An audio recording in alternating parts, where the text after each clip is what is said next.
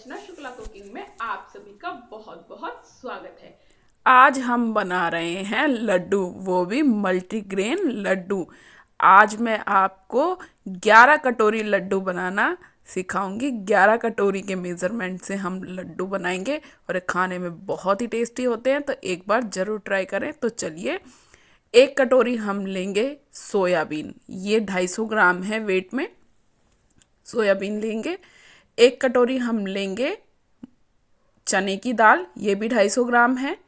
इसी के साथ हम लेंगे मोठ, ये साबुत मोठ है, ये भी 1 कटोरी है। और जो सोयाबीन है ये भी साबुत ही है। और उड़द की धुली हुई दाल लेंगे हम 1 कटोरी, और 1 कटोरी हम लेंगे मूंग की धुली हुई दाल। अब इन दालों को हम अलग अलग पीस कर अलग रख लेंगे। 5 कटोरी दाल है तो 5 कटोरियों को 5 जगह अलग अलग रख लेंगे। एक कढ़ाई चढ़ाएंगे, उसमें हम घी गर्म करेंगे। सबसे पहले हम मूंग की दाल का जो हमने आटा पीस लिया है उसको हम डालेंगे। आटा जो है दालों का वो हमको थोड़ा दरदरा पीसना है। नॉर्मल रोटी खाने का जो हम आटा पीसते हैं उससे थोड़ा मोटा पीसना है, ताकि हमारे लड्डू का आटा अच्छे से भुन पाए और वो कच्चा ना रहे। तो मूंग जो है वो हमारे पाचन तंत्र को सही करता है और खाना जो है वो हमारा डाइजेस्ट अच्छे से करता है। तो ये देखिए, मूंग की दाल हमारी पक चुकी है, ये हम चेक कर रहे हैं। अभी थोड़ा कटोरी पे चिपक रहा है तो इसका मतलब नहीं भुना है, तो हमें थोड़ा और भुनना है। लो फ्लेम पे हम भुनेंगे। मूंग की जो दाल का आटा है ये बहुत जल्दी पकता है, इस बात का आप ध्यान रखें। ये पेट की परेशानियों को दूर करता है। ये देखिए, अब हमारा आटा भुन चुका है, तो हम इस आटे को एक परात में निकाल लेंगे। परात ले लिया हमने एक तरफ, और उसमें हम ये पूरा हमारा भुना हुआ मूंग की दाल का आटा निकाल लेंगे। वापस से हम कढ़ाई चढ़ाएंगे गैस पर और घी को मेल्ट होने देंगे। अब इसके अंदर हम डालेंगे बेसन।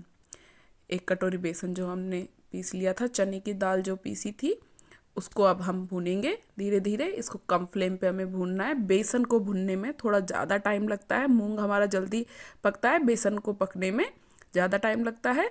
तो इसको लो फ्लेम पे हमें धीरे धीरे हमें पीसना है। अगर आपको मेरे वीडियोज अच्छे लगते हैं तो प्लीज़ एक लाइक करें, चैनल को सब्सक्राइब करें, और अगर अभी तक आपने बेल आइकन प्रेस नहीं किया तो बेल आइकन दबाएं, ताकि सबसे पहले नोटिफिकेशन मिले। ये चेक कर लेते हैं, हमारी जो बेसन है ये भी पक चुका है।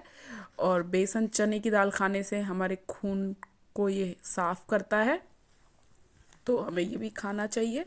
इसके बाद हम वापस से कढ़ाई रखेंगे गैस पर और उसमें घी मेल्ट होने देंगे। घी मेल्ट हो जाएगा तो अब हम इसमें सोयाबीन का आटा डालेंगे। अब हमें सोयाबीन का आटे को भूनना है। सोयाबीन में एंटीऑक्सीडेंट और प्रोटीन से भरपूर होता है। सारी दालों में प्रोटीन पाया जाता है। ये दाल हृदय रोग की रिस्क को कम व वजन को नियंत्रित रखता है। हमारे को वेट को ज़्यादा नहीं बढ़ने देता है। तो जिनको वेट प्रॉब्लम है, वेट ज़्यादा है, तो वो लोग इसको रेगुलर डाइट में यूज़ करें।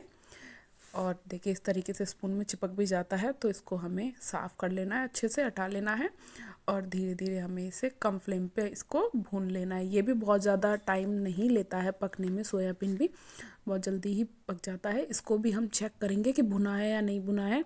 तो देखिएगा, हम कटोरी में डालेंगे तो इसको वापस से हम डालेंगे, तो ये देखिए नहीं चिपका है, तो मीन्स हमारा भुन चुका है सोयाबीन भी। तो हम सोयाबीन का जो आटा है उसको भी उसी परात में निकाल लेंगे। हम मूंग सेक चुके हैं, बेसन सोयाबीन सेक लिया है।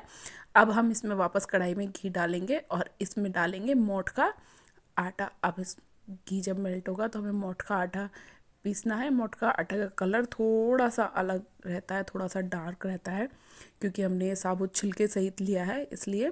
और ये भी बहुत ज़्यादा टाइम हमारा नहीं लेगा पकने में। लो फ्लेम पे हमें इसे कंटिन्यूस पका लेना है चलाते हुए। इसमें गुठलियाँ नहीं रहनी चाहिए किसी भी आटे में। इसको भी हम चेक कर लेते हैं।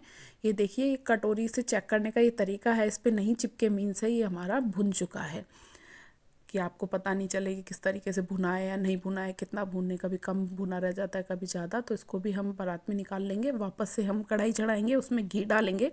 अब हम इसमें, जब हमारा घी मेल्ट हो जाएगा, तो अब लास्ट में हम इसमें अब डालेंगे उड़द की दाल। उड़द की दाल का जो हमारा आटा है इसको अब हम भून लेंगे धीरे धीरे लो फ्लेम पे। उड़द की दाल हमारा टाइम ज़्यादा लेगी पकने में। जो उड़द की दाल है उससे हमारी हड्डियाँ मजबूत होती हैं। अगर किसी की हड्डियों में कमजोरी है तो आपको अपनी डाइट में इसे शामिल करना चाहिए। उड़द की दाल से हड्डियां मजबूत होती हैं। इसको लो फ्लेम पे देखिए हम पकाते जाएंगे। जब हमारी दाल पक जाएगी हम चेक करते हैं, बीच बीच में आप चेक कर सकते हैं, आपको लगे कि पक गया है तो ये देखिए हम कटोरी पलटेंगे तो देखिए हल्का सा चिपका है, तो 2 मिनट हमें इसे और पकाना है।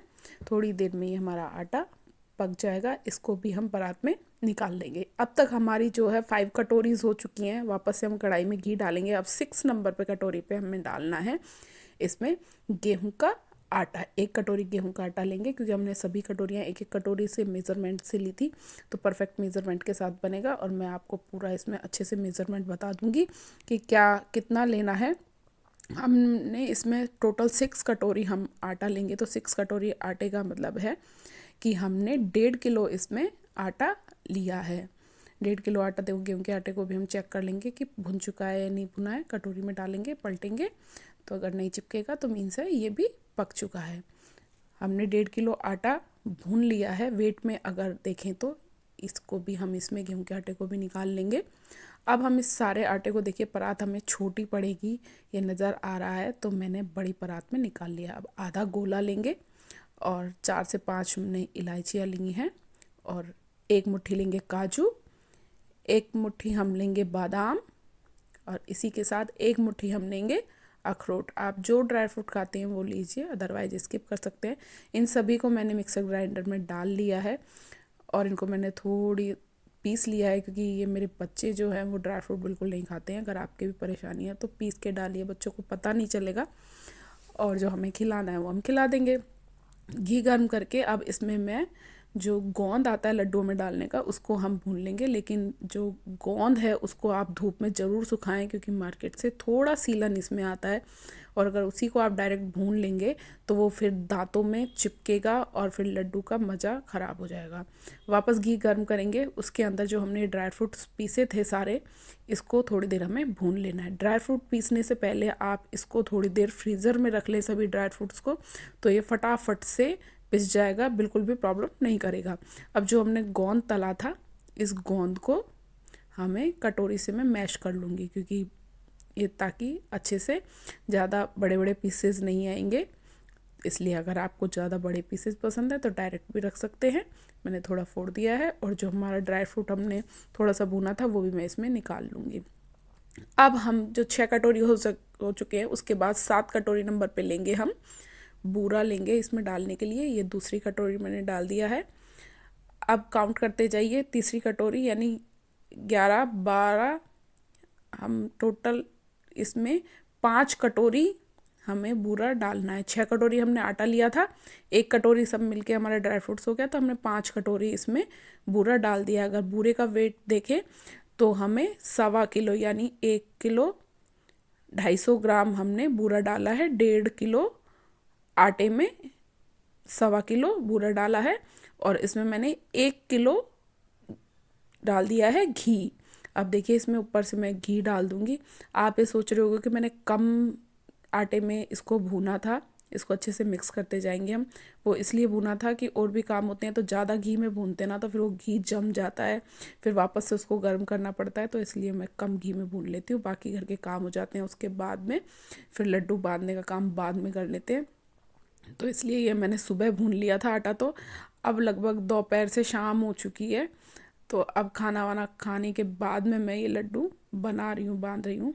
तो अब देखिए, अब ये लड्डुओं को हम बांध लेंगे अच्छे से। घी इतना होना चाहिए कि हमारे लड्डू बंध जाएं। बाकी मैंने पूरा मेज़रमेंट बता दिया है आपको। 1.5 किलो हमने लिया है आटा, उसमें 1.25 किलो हमने डाला है मीठा, और 1 किलो डाला है घी। ये देखिए इस तरीके से अब हमारे लड्डुओं को हम साइड में रखते जाएंगे बनाते हुए। और साइज़ आप अपने अकॉर्डिंग बना लीजिए, छोटा बड़ा जैसा भी बनाना है।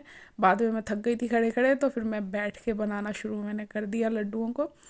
तो साइज़ आप अपने अकॉर्डिंग बनाएं, छोटे बड़े जिस भी तरीके के बनाने हैं। ये देखिए लड्डू इस तरीके से गोल गोल हमारे बन जाएंगे। दोनों हाथों से हम बनाते जाएंगे फटाफट। तो हमारे लड्डू रेडी हो चुके हैं। बाद में एक किसी भी कंटेनर में जब ये थोड़ा टाइट हो जाए तो इनको भर के हमें रख लेना है, और रोज़ एक लड्डू खाइए, सर्दी सर्दी एंजॉय।